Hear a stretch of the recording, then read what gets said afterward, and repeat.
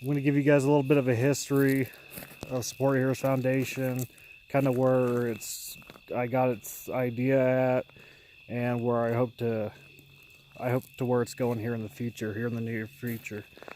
Just over a year ago, I had the opportunity to purchase a very successful company in Scottsbluff, Nebraska. I was gonna double my income, which was already very good. So I thought, instead of just, keeping that for myself, do whatever, I'd like to make a random donation every year to a local veteran active military organization, law enforcement agency, or a volunteer fire department in our area here in the Nebraska Panhandle and Eastern Wyoming. That's just something I thought I wanted to do every single year, as I was building this business up, going through with my financial advisor and all that. Everything was going, the company was going to grow very well, so I wanted to share that with those people. So anyways, it was almost exactly a year ago, Hurricane Harvey hit South Texas. Something had it in me that I needed to go down there and do something. God was just pushing on me to get down there, do whatever I could to just do something to get down to Texas after Hurricane Harvey. I had tried several ways to get down there, as far as being a firefighter and doing rescue ops, doing a lot of going through FEMA, doing a lot of things like that, and a lot of things didn't work out with that.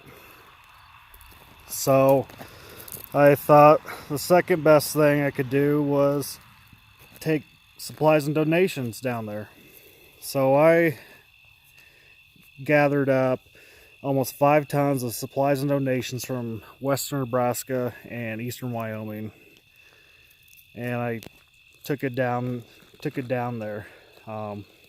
As I was getting all that stuff together, I had no clue where the hell I was going to go with all these supplies and donations. I was trying to keep in contact and just kind of really watch out everything that was going on down there. Watch it real closely, and I seen Grunt Style. I was really becoming a fan of Grunt Style and all their clothing and whatnot, and I seen they had made up 20,000 shirts and sweatshirts and load up 2 van body trucks. Drove down to Texas with some employees to help out and do rescue ops. So they were in Houston, and then they got flooded out or something there, and they got diverted down to Woodsboro, Texas. And they kind of went down to Woodsboro, Texas, because just like any small community in America, they get forgotten about. They're last to get checked on, this and that. I know how it is. Eastern Nebraska forgets that western Nebraska even exists out here. So I knew that, that was a good matchup to go down there, tie in with Grunt Style, take them my 5 tons of donations and supplies from Nebraska. So I was talking to a guy I'd seen that was kind of leading the show. I'd found a page that was specifically made for all these operations and whatnot that Grunt Style was doing, because they set up basically a base of operations there in Woodsboro. Grunt Style did. So they had a Facebook page specifically for that. I was following that, keeping in touch with a guy named Daniel Elric. So I messaged him. I said, hey, I've got a 30-foot long enclosed car trailer that I'm planning on bringing down from Nebraska, from the Nebraska Panhandle. On this day, I'm going to be down to Woodsboro, or I can be down that area this day. What what do I need to do, what's some other thing, what's more specifics, you know, that specific things that I need to bring, you know, have people donate whatever to bring down there. So we got to talk and everything. So I, you know, had my point of contact with Daniel there, and made the long ass drive from Gearing, Nebraska, drove straight down to south of San Antonio for the night, and then went to Woodsboro the following day and unloaded that big trailer. Just seeing what they were doing down there. I mean, those grunt style employees, people associated with them, you know, I mean, they gave up their lives. There, people come in flew in from all over the country to give up their lives to help this region of Texas out that was getting forgotten all about. I know some guys come out of the Northeast, and they were there for several months rebuilding that area. They gave up their entire lives back at home on the other side of the country to rebuild that whole area. But anyways, I was just so felt so awesome how that made me feel, seeing how a company like that drop everything to go on the other side of the country to help help Americans out. That really touched me, because that's the biggest thing. A year ago, this country was so bad in race and this and that. Everybody hates, you know, hates you, hates this, you know. The media wasn't showing that stuff, that all the good stuff going down in Texas. I mean, everybody was helping everybody. It didn't matter if you were poor, rich, black, white, pink, whatever. Everybody was helping everybody. Americans helping Americans, exactly what that was down in Texas. So on my way back to Nebraska, I thought, man, that's awesome. And Grunt Style, that's a freaking awesome company for doing that shit. That is awesome. I'd like to, you know, I started thinking like I always do, and so I was like, well, shit, you know, I like to turn that big annual donation into something even bigger. You know, let's make this nationwide to help as many people as we can.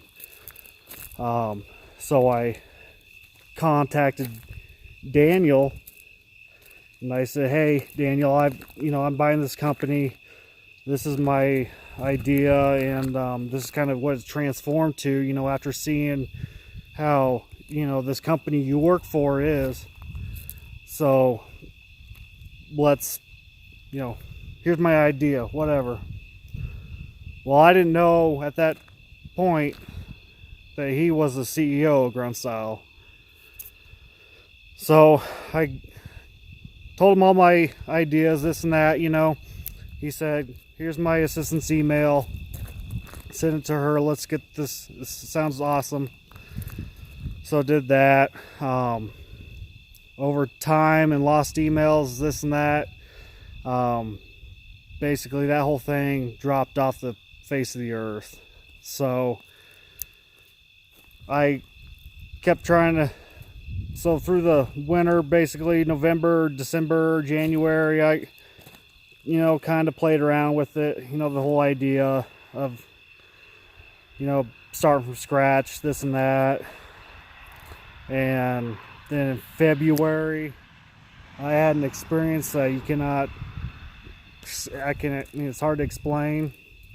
I'll show that in another video, talk about another video. But from there, I knew that I had to make Support Our Heroes Foundation happen, that I had to make it my life mission to make it successful.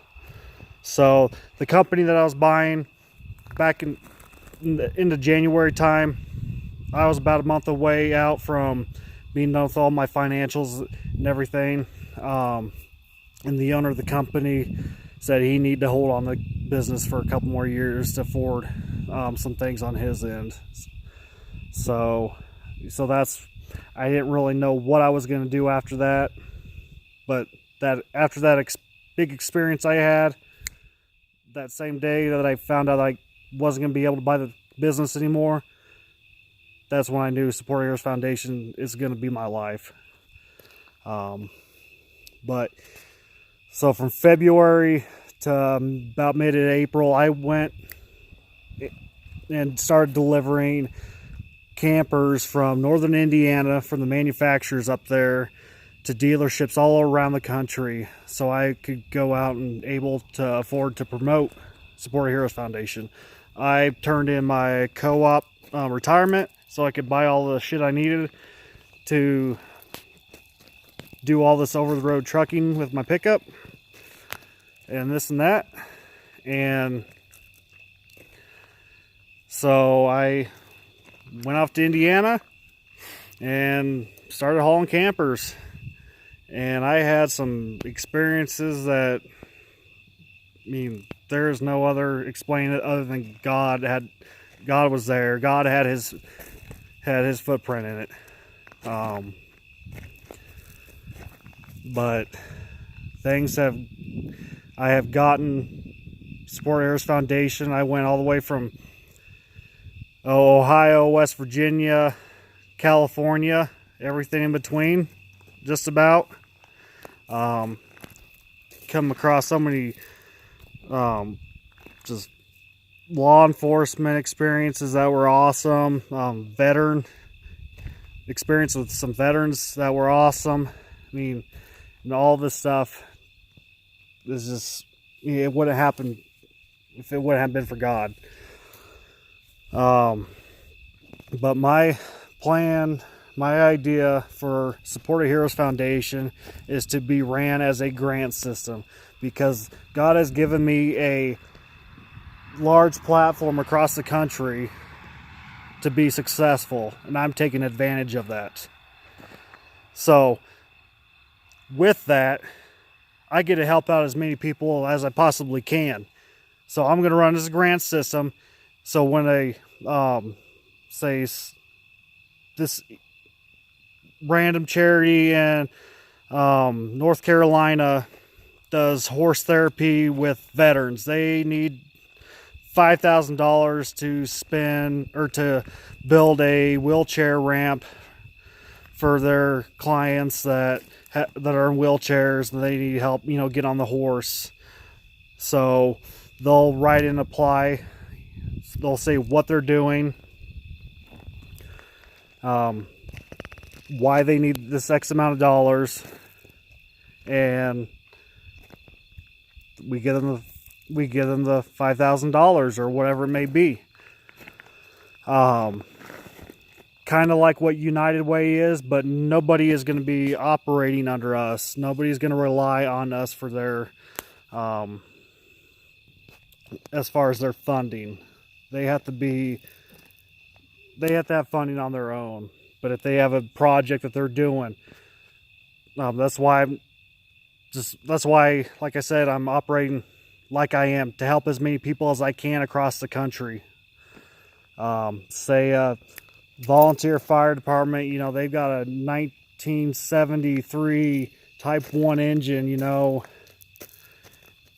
that's their main engine, to go out on these fires, and they want to save up, 25, 30 grand to buy a new engine, new to them engine. So they need an extra, 5 or 10 grand, whatnot.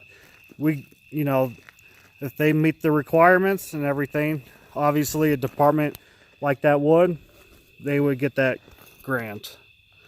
And along with these grants, I also have a lot of projects of my own that I've come up with.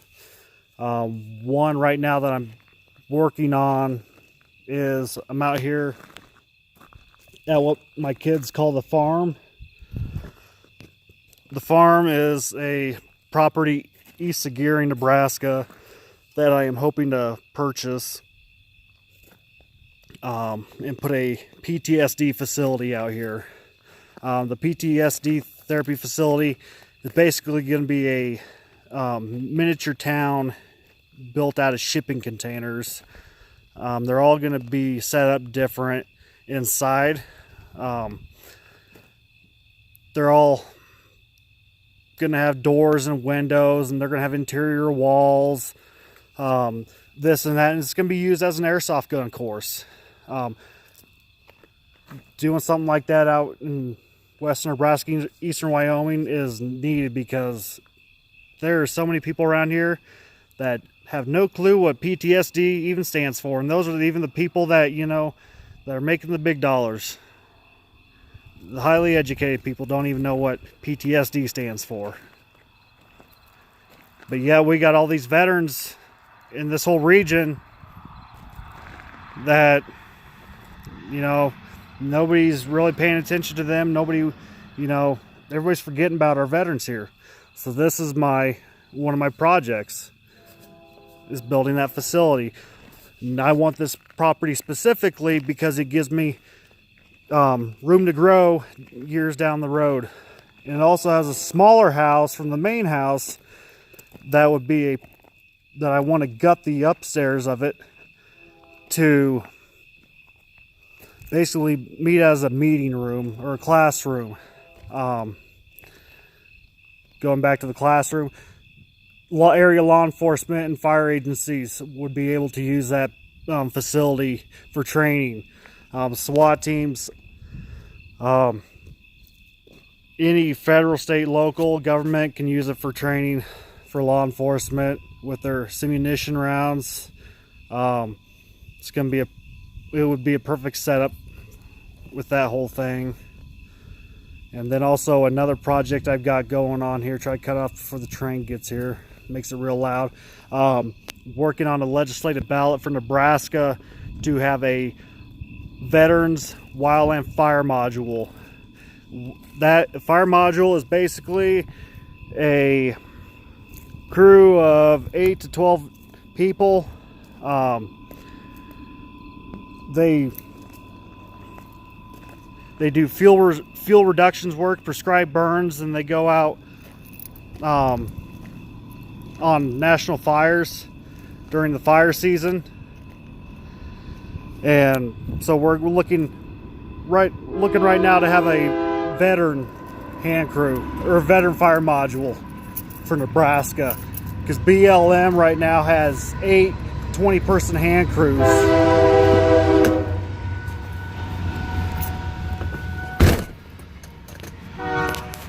Like I said, BLM has 8 20-person hand crews. New Mexico in 2014, they started an all-veteran hand crew program. Colorado picked up one a couple of years ago, I guess. So we're going with the fire use module in Nebraska just because that works for Nebraska a lot better than a 20-person hand crew would. And the reasoning for putting veterans into wildland fire is because wildland fire is ran just like the military. So the thought is you put new retirees coming out of the military into wildland fire. That's going to help transition them into civilian life a lot better.